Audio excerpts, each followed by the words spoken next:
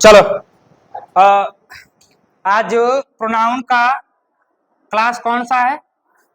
10th है ना, class 10th, ठीक है ना।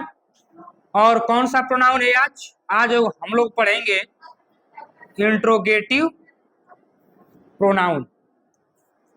इंट्रोगेटिव प्रोनाउन, ठीक है ना, बात समझ आई? इंट्रोगेटिव प्रोनाउन, इंट्रोगेटिव प्रोनाउन को हिंदी में क्या बोलते हैं? प्रश्नवाचक,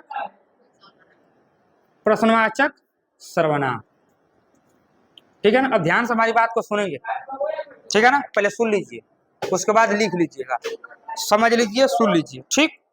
अरे राजवीर, अच्छा यहाँ हट जाए जी, अब सही है ना? घुसक मत दीजिए, छातावारी काट होने लगेगा। चलिए, इंट्रोगेटिव प्रोनाउन का मतलब होता है प्रश्नवाचक सर्वनाम। अब ध्यान से हमारी बात को सुने, क्योंकि इसमें सुनना ज्यादा है, लिखना कम है, समझना ज्यादा है, ठीक है ना। लिखने वाला कम चीज है और समझने वाली ज्यादा चीज है। तो बात को बड़े गौर से, बड़े इम्तिना क्या बोलते हैं, इत्मीनान से, ठीक है ना। इम्तनान से नहीं, इत्मीनान से, बड़े गौर से सुनिएगा। देखिए, इंट्रोगेटिव प्रोनाउन जो होते हैं, इनको हिंदी में बोला जाता है प्रश्नवाचक सर्वनाम। मतलब आपने पहले पढ़ा होगा कि जितने भी इंट्रोगेटिव वर्ड होते हैं उनका प्रयोग सिर्फ क्या पूछने के लिए किया जाता है? प्रश्न पूछने के लिए किया जाता है। ये किया जाता है कि नहीं किया जाता है? हमने जब इंट्रोगेटिव सेंटेंस पढ़ा था, प्रश्नवाचक वाक्य पढ़ा था, तो उसमें हमने सीखा था कि एक इंट्रोगेटिव वर्ड जो होता है उसका प्रयोग केवल किसके लिए करते हैं? प्रश्न पूछने के लिए किया जाता है। ये चीज हम पहले पढ़े थे ना, कि एक इंट्रोगेटिव प्रोनाउन का प्रयोग सिर्फ प्रश्न पूछने के लिए किया जाता है। लेकिन ऐसी बात नहीं है।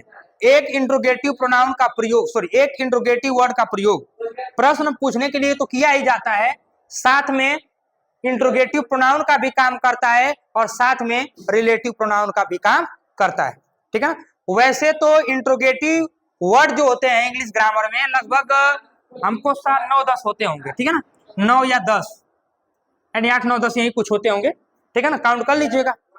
तो जितने भी इंट्रोगेटिव वर्ड होते हैं लगभग 9 या 10 होते हैं। अब सारे तो इंट्रोगेटिव वर्ड, सारे इंट्रोगेटिव प्रोनाउन तो बन नहीं सकता।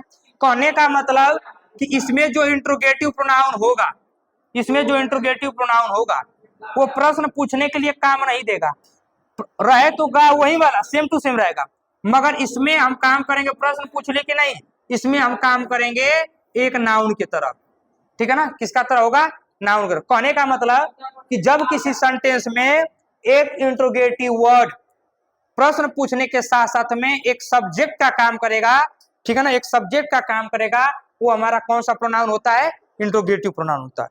अब सब्जेक्ट में सिर्फ दो ही लोग आते हैं, या तो कोनो नाउन आएगा या तो कोनो प्रोनाउन आएगा, ठीक है ना।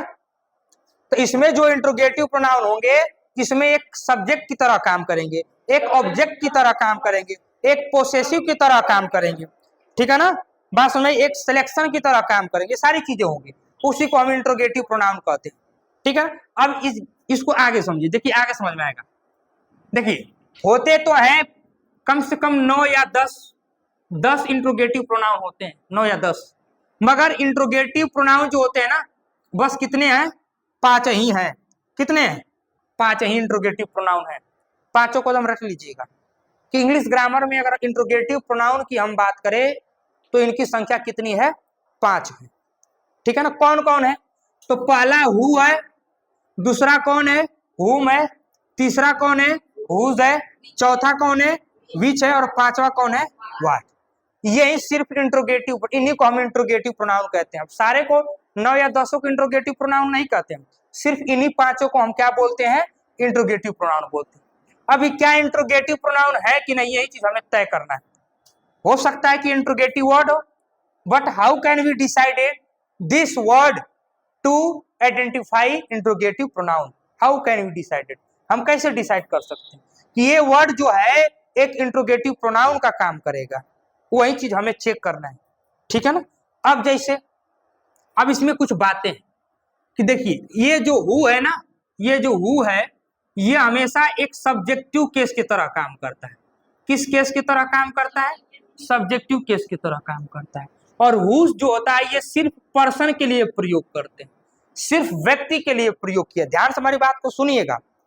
कहने का मतलब कि एक हु जो इंटरोगेटिव प्रोनाउन है ये सब्जेक्टिव केस में प्रयोग होता है, मतलब सब्जेक्ट की जगह पे आएगा।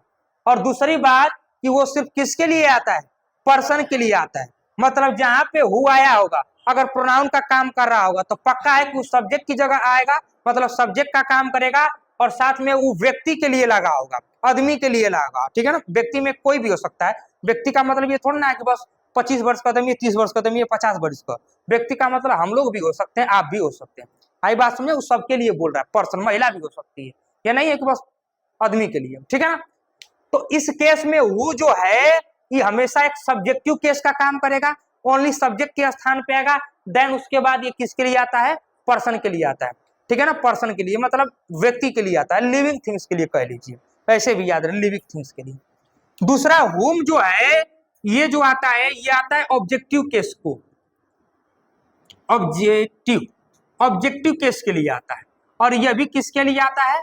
पर्सन के लिए आता है, ठीक है ना। हो कभी कभी थिंग्स के लिए भी आ जाता है, ऐसी बात नहीं है, मगर इसमें याद रखिएगा पर्सन के लिए मेन है, ठीक है ना। कहने का मतलब कि हु जो है एक सब्जेक्ट की जगह पे आएगा और पर्सन के लिए आएगा। हुम जो है ये ऑब्जेक्ट की जगह पे आएगा और किसके लिए आएगा? पर्सन के लिए आएगा। मतलब ऑब्जेक्टिव केस का ये काम करता है। हुम जो है ऑब्जेक्टिव केस का काम करता है और ये किसके लिए आता है? पर्सन के लिए आएगा। बात समझ में आई? अब एक चीज हमने पढ़ा था प्रोनाउन में कि जैसे मैंने एक प्रोनाउन लिया आई, आई किस केस में होता है? बोलो, सब्जेक्टिव। आई का ऑब्जेक्टिव केस क्या होता है? मी। और इसका पोसेसिव क्या होता है? माई। होता है कि नहीं होता है? तो ये बताइए, अब सोच के देखिए, खुद अपने आप से सोचिए कि एक प्रोनाउन का सब्जेक्टिव भी होता है, ऑब्जेक्टिव भी होता है और क्या होता है? पोसेसिव होता है। तो जब एक प्रोनाउन का ये तीनों होता है तो क्या सर हम हु को नहीं, हु भी तो हमारा एक प्रोनाउन है कि नहीं? तो हु का भी तो कोई होता होगा कि नहीं, केस होता होगा, होता है। जैसे हु जो है ये सब्जेक्टिव केस में, और हु का ही ऑब्जेक्टिव क्या होता है? हुम। याद रखिएगा कि हु का ऑब्जेक्टिव क्या होता है? हुम। कभी भी आपसे कोई पूछेगा कि हु जब सब्जेक्टिव केस में है तो हु का ऑब्जेक्टिव क्या होता है? हुम होता है। इसका पोसेसिव भी होता है, आगे पता चलेगा।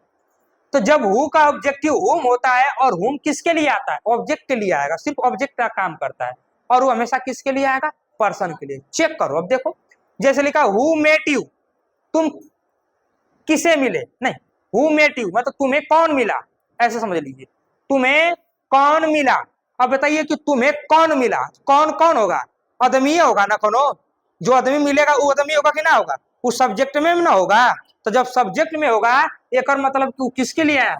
सब्जेक्टिव केस के लिए। और कोई व्यक्ति जब किसी से मिलेगा तो हमेशा आदमी होगा, पर्सन होगा, इसीलिए वो किसके लिए हो गया? पर्सन। तो हु मेट यू यानी तुम्हें कौन मिला, तुम्हें कौन मिला। तो कौन मिला यानी कौन ना कौन आदमी होगा। तो आदमी होगा तो एक मतलब कि पक्का है कि सजीव हो जाएगा, मतलब पर्सन हो जाएगा। और दूसरी बात, अगर कोई आदमी कौन मिला, तुम्हें कौन मिला, तो कौन मिला जो मिला होगा तो पक्का है कोई सब्जेक्टिव में तो ही होगा। मगर हम आपसे मिलेंगे तो आप सब्जेक्टिव, तो हम भी तो आपसे मिलेंगे तो सब्जेक्टिव ना होंगे। तो इसीलिए हु जो होता है किसके लिए आता है? सब्जेक्टिव केस के लिए आता है। बात समझ आई? अब जैसे बोल देना तो बहुत तेज को भूख लगे, सही बता रहा, बोलना पड़ पा रहे।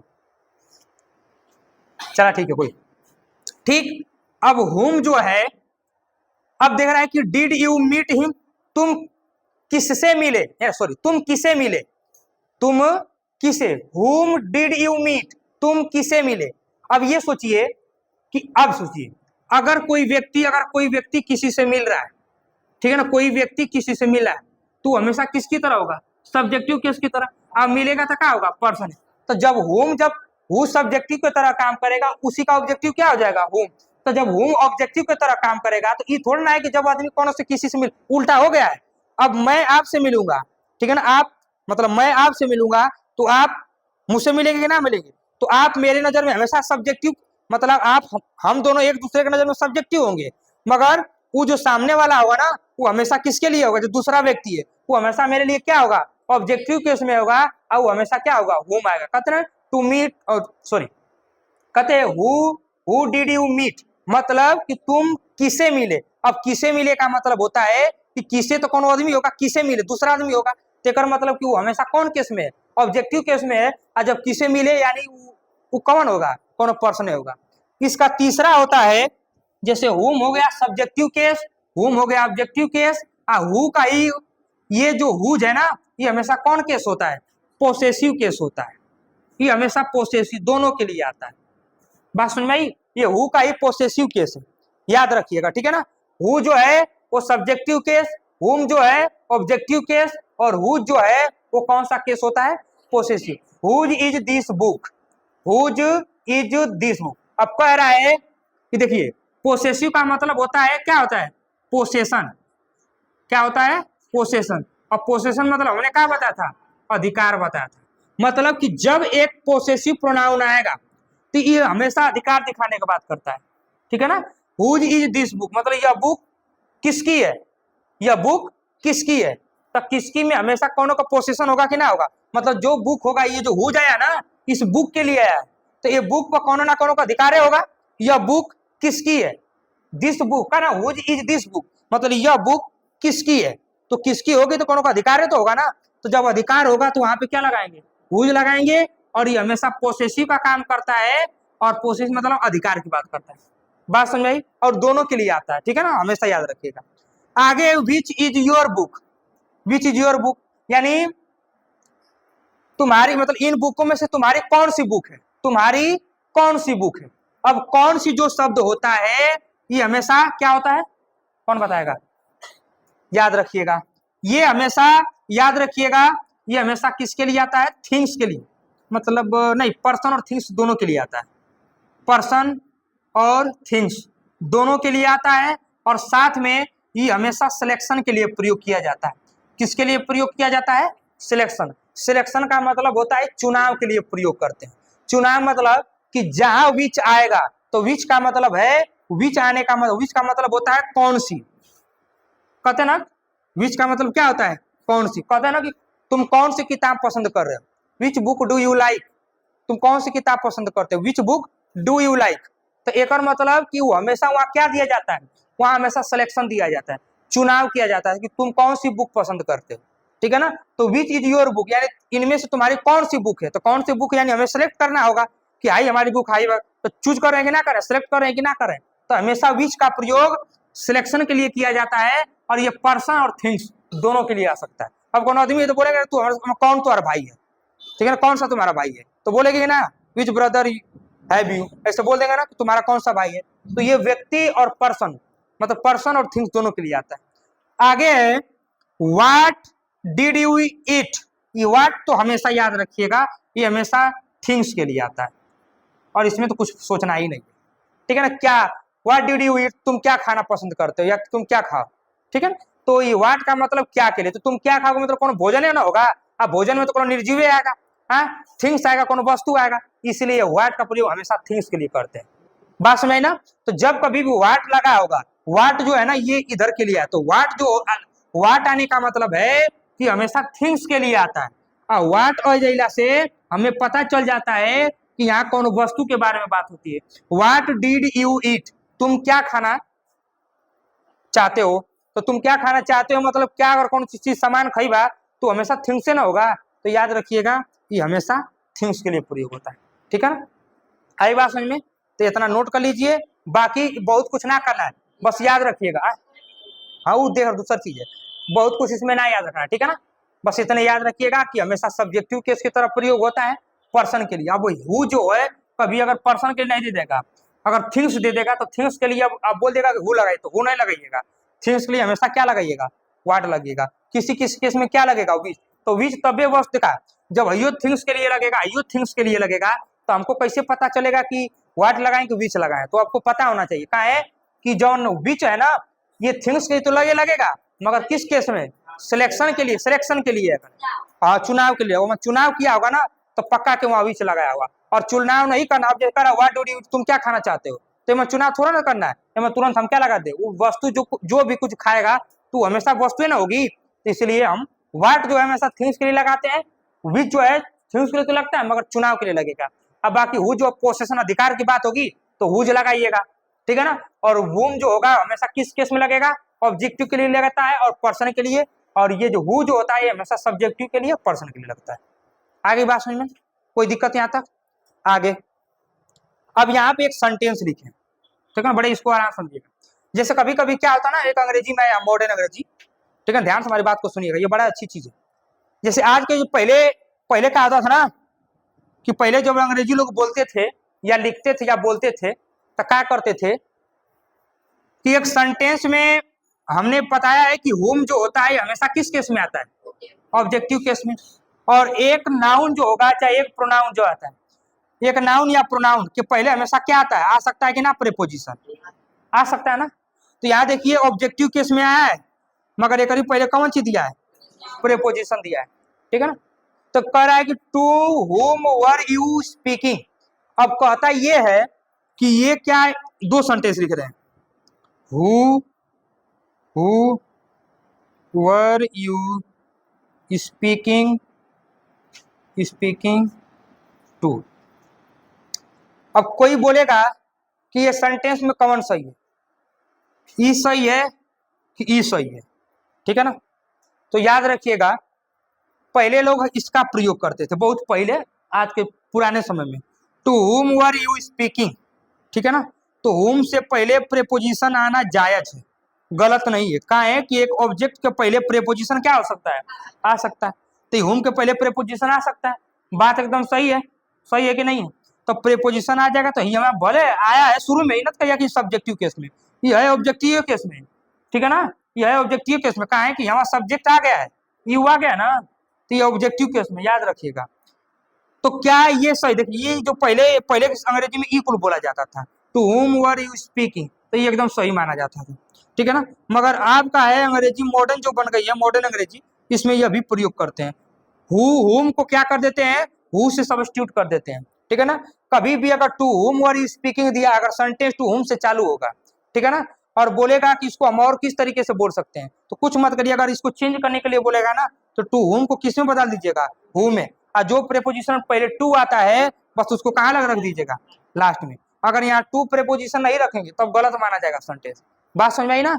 तो जब कभी भी टू हुम को चेंज करने के लिए बोलेगा, कहेगा इसका और तरीका बताइए, तो टू हुम को हु में आगे हु लिख दिया, और जो प्रेपोजिशन में टू आया था ना, एक शुरू में न लिख के कहाँ लिख दीजिएगा, लास्ट में क्वेश्चन मार्क लगा दीजिएगा, बात समझ आई, ठीक है ना, ठीक।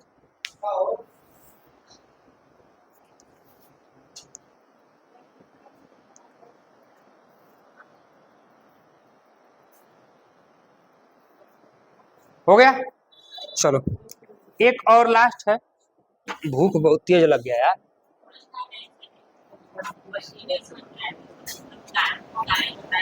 हाँ? परीक्षा में पूछ देगा तो लगा दीजिएगा, दिक्कत परीक्षा में पूछबो करेगा तो अगर खाली स्थान पूछेगा तो ये खाली स्थान दे देगा, ठीक है ना, खाली स्थान दे के ऑप्शन दे देगा। मेट यू बोलेगा कि इसमें कौन सा प्रोनाउन भरा जाएगा, ठीक है ना। तो चार ऑप्शन दिया होगा, अगर लास्ट में इंट्रोगेटिव मार्क होगा कि नहीं होगा, तो पक्का के इंट्रोगेटिव प्रोनाउन भरा जाएगा। और चारों ऑप्शन से आप चूज करना, मान लीजिए हुम दे देता, हुज दे देता, विच दे देता, वाट, मतलब वाट नहीं देता, हु हुम हुज विच दे देता, तो कौन सा लगाते हैं? अरे हुम जो होता है ऑब्जेक्टिव केस के लिए प्रयोग करते हैं, हुज जो होता है किसके लिए, पोसेशन के लिए, और विच जो होता है किसके लिए, सिलेक्शन के लिए। मगर मेट यू जो है, अब कह रहा है कि खाली स्थान मेट यू, ठीक है ना, तुमसे कौन मिला, तो कौन मिला, कौन आदमी तो मिला होगा ना, तो इसमें हमेशा किसकी बात कर रहा है, सब्जेक्टिव केस के लिए। और कौन आदमी मिला होगा तो हमेशा पर्सन होगा, तो इसका मतलब यहाँ पे सब्जेक्टिव केस का पर्सन का सिर्फ काम कौन करता है, वो करता है, बस वो भर देंगे, बात खत्म। अब ये दे देता है, ये दे देता है, खाली स्थान कर देता है, कर रहा है इज योर बुक, अब बोलता है कि इसमें प्रोनाउन भरिए चारों, तो कौन सा भरते, वो भरते, कहा है कि यहाँ बुक दिया ना, तो बुक तो निर्जीव है ना, वस्तु है ना, मगर हु तो पर्सन के लिए आता है, हुम भी पर्सन के लिए आता है, हु जो होता है किसके लिए आता है, पोसेसिव के लिए, अधिकार के लिए, वह इज योर बुक अधिकार नहीं जता रहा है। और व्हाट जो है निर्जीव के लिए आता है, निर्जीव के लिए तो आता है, बुको निर्जीव है, मगर इसमें व्हाट जो होता है सिर्फ थिंग्स के लिए आता है, सिर्फ वस्तु के लिए आता है। यहाँ पे जो देखेंगे इज योर बुक, कौन सी, तो मतलब जो ऑप्शन देता है ना ऑप्शन, उसके थ्रू ही लगाना आंसर। जैसे चार ऑप्शन दे देगा तो आप चेक करिए कि हु जो होता है सब्जेक्टिव केस पर्सन के लिए, हुम जो होता है ऑब्जेक्टिव केस पर्सन के लिए, हु जो होता है पोसेसिव के लिए लगता है, बचा विच तो विच लगा देंगे, क्योंकि विच जो होता है ये पर्सन और थिंग्स के लिए, दोनों के लिए आता है। बुक जो है थिंग्स है उसके लिए आया है, मगर यहाँ पे क्या होगा, सिलेक्शन होगा। और जब विच रख के चेक करेंगे तो देखिएगा विच इज योर बुक, मतलब तुम्हारी इनमें से तुम्हारी कौन सी बुक है, ठीक है, तुम्हारी कौन सी बुक है, तो कौन सी बुक है यानी सिलेक्शन हो रहा है, अगर मतलब हमने सही लगाया, बस यही करना है काम। बात समझ आई? बात समझ? हो सकता है कैसे दे देगा, विच आर योर बुक, अगर यहाँ आर कर देगा तो क्या करेंगे, अगर एरर बोलेगा तो क्या लगाएंगे, गलत। क्या है कि हमारे जितने भी होते हैं कुल सिंगुलर होते हैं, और इनके साथ में वर्ब क्या लगाएंगे, इज लगेगा यहाँ, ठीक है ना, विच इज योर बुक। आई बात? हाँ, इज लगाए कहाँ पे, कहाँ पे? अरे इसमें ना किए, इसमें से ये होगा ना, अब यहाँ वर्ड इसके हिसाब से है, ठीक है ना, यहाँ इसके हिसाब से नहीं है, यहाँ ये यू के हिसाब से लगा है वर्ड ना, बात समझ आई? हाँ, तो ये इसके हिसाब से लगा है। अब क्योंकि इसमें सब्जेक्ट कौन है, यू है ना, यू है कि नहीं है, तो यू ना सब्जेक्ट है, ठीक। कोई दिक्कत यहाँ तक? एक सेंटेंस लिख रहे थे, इसका जवाब हमको दीजिएगा, मिटाए ना। चलिए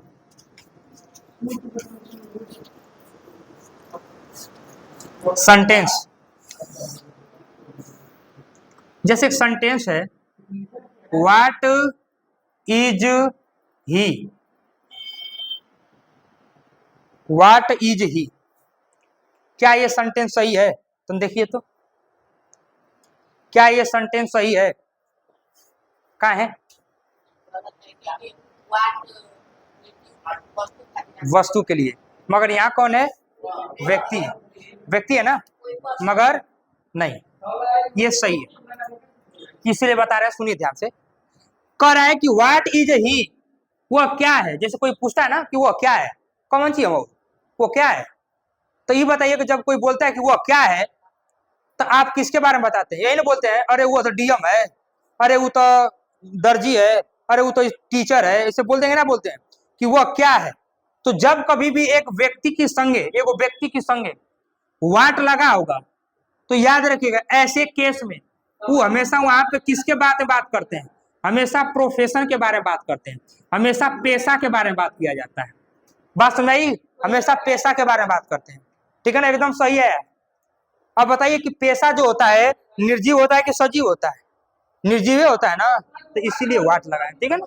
तो कभी भी वाट के कई लोग देखें करे यार वाट है तो ही दिया है, गलत है, गलत है, नहीं गलत नहीं। इसका मतलब ये है कि व्हाट इज ही, वह क्या है, क्या है मतलब को प्रोफेशन पूछ रहा है, ओकर पेशा वो क्या करता है, तो जब क्या करता है तो इसीलिए क्या करता है, कोनो थिंग्स से होगा, मतलब उसमें करेंगे थिंग्स में, इसीलिए वहां पे क्या लगा दिए हैं, व्हाट लगाए, ठीक है, याद रखिएगा। इसका मतलब होता है, एक मतलब ही होगा, इसका मतलब होगा व्हाट डज ही डू, वह क्या करता है, एक मतलब होगा, ठीक है ना। व्हाट इज ही का मतलब है कि वह क्या करता है, तो वह अपना जो काम करता है उसका आंसर होता है, ठीक है ना, इसलिए व्हाट यहाँ पे भी सही होगा, ठीक। अब यह इसे देगा तो ठीक है, अंतर समझ लीजिएगा, ठीक है ना। तो व्हाट इज ही सही है, काहे कि सर जी वह क्या है, तो क्या है मतलब कोनो पेशा के बारे में बताते हैं, इसीलिए वहां पे व्हाट लगा है, ठीक है ना। नहीं तो इसे तो यहाँ पे, तो यहाँ पे मेन क्या होना चाहिए, हु इज ही, वह कौन है, तो कौन है तो कौन आदमी ना होगा, तब वहां पे हु एकदम सही होता है। मगर व्हाट दे दिया तो ये समझ लीजिएगा प्रोफेशन के बारे में बात कर रहा है, प्रोफेशन के बारे में, आई बात समझे ना, वहाँ प्रोफेशन की बात हो रही है, ठीक है ना। चलिए बस रहने देना, बाकी तनी भूख लगा है इतने पे छोड़ते हैं, बाकी कल तनी खाओ के आएंगे, तनी से बढ़िया से नाश्ता सब करके ना, काहे कि अब तनी रखना नाश्ता तो रखना पड़ेगा, काम ना चल पा रहा है ऐसे, स्टेमिना डाउन हो जा रहा है। स्टेमिना कहते हैं ना कि जब सबसे ज्यादा एनर्जी कहाँ खर्च होती है, सबसे ज्यादा एनर्जी जो होता है हार्ड वर्क से नहीं, जैसे ना है कि खेत में खूब बढ़िया से हम कुदाल से खेत को कोड़े फावड़ा से खूब मेहनत करेंगे, तो कोई भी सबसे ज्यादा जो एनर्जी कंजप्ट होती है, सबसे ज्यादा जो एनर्जी लॉस होती है ना, वो मेहनत करने से, हाई कुल मेहनत करने से नहीं होता है, सामान उठाने से चाहे कोनो चीज, सबसे ज्यादा जो भूख लगती है ना आपका बोलने से नहीं, आप बोलने से तो लगती है, जो मस्तिष्क वाला काम होता है, मेंटली जो काम होता है ना, उसमें बहुत ज्यादा भूख लगती है। फिजिकली काम करवा तो ढेर भूख ना लगेगा, आप खाना खा के दौड़िए ना 1 किलोमीटर, जल्दी भोजन ना पचेगा, ठीक है ना, काम कर दीजिए खाना खा के, जल्दी भोजन ना पचेगा, ठीक है ना। मगर वह खाना खा के तो बढ़िया से मन लगा के 2 घंटा 3 घंटा पढ़ जा बैठ के लगातार, तो देखा तुरंत चौपैल भूख लग जाएगा। ठीक है, लगभग खोजे चाउमीन और बर्गर लाइब्रेरी में। ठीक है ना, ढेर जन 4 घंटा पढ़िए तो तुरंत हम खुद लाइब्रेरी में पढ़ते थे। 4 घंटा पढ़िए, हम यही सब टिफिन घर से लेके जाते थे। 4 घंटा पढ़ी भैया, 3 घंटा 4 घंटा जब कहीं जगह बैठ के क्वांटिटी एप्टीट्यूड लगाई मैथ का बैंकिंग का, बस भैया चौपैल तो चाप को भूख लगे ना, 50-60 को सवाल जब लगे तो चाप को इतना भूख लग जाता था कि पूरा भागल टिफिन लेके जाए बगलिया में। हम मस्त खा के जब पानी पीते थे तो कोई बात जैसे लगता था कि मतलब बहुत आराम मिल रहा है। तो भूख बहुत खराब सही चीज है। भूख में केला भी खा सकते हैं। भूख में केला खाएंगे तो और पौष्टिक मिलेगा, सेब खाएंगे तो और पौष्टिक मिला। फेवरेट है तुम्हारा? तो केला खाने से प्रोटीन बहुत ज्यादा मिलता है। दूध में डाल के फेंट के खा, एकदम मजा दे देगा। ठीक है ना। और सावा का चावल खा करा, सावा का चावल खिला से चेहरे पे चमक आता है। ठीक है ना, और मुंह एकदम पाउडर नहीं हो जाए लगभग बाबा के। ठीक, अब मन्नू का नाम सुना? मन्नू का हुई जब मन्नू हुआ, जब मन्नू ये नहीं हुआ जब मन्नू। कौन था मन्नू? अरे यादव वंश का था गधा, और हीरो कितना नहीं जानता है। यादव वंश का वीर योद्धा, वीर योद्धा अपने बबू से महान हो गए थे अर्जुन। कन्हैया नाम है, कन्हैया कृष्ण भगवान का नाम, युद्ध करने वाला। तो कृष्ण भगवान जो थे महाभारत में सबसे बढ़िया रोल, महाभारत में सबसे अच्छा जो किरदार निभाया था, किरदार का मतलब कि षड्यंत्र रचे में, महाभारत कराने में। भगवान कृष्ण का जन्म जो हुआ था सिर्फ 2 ही कारण से हुआ था। एक मामा कंस को वध करे खातिर, एगो महाभारत कराने के लिए, बस उनका जन्म हुआ था।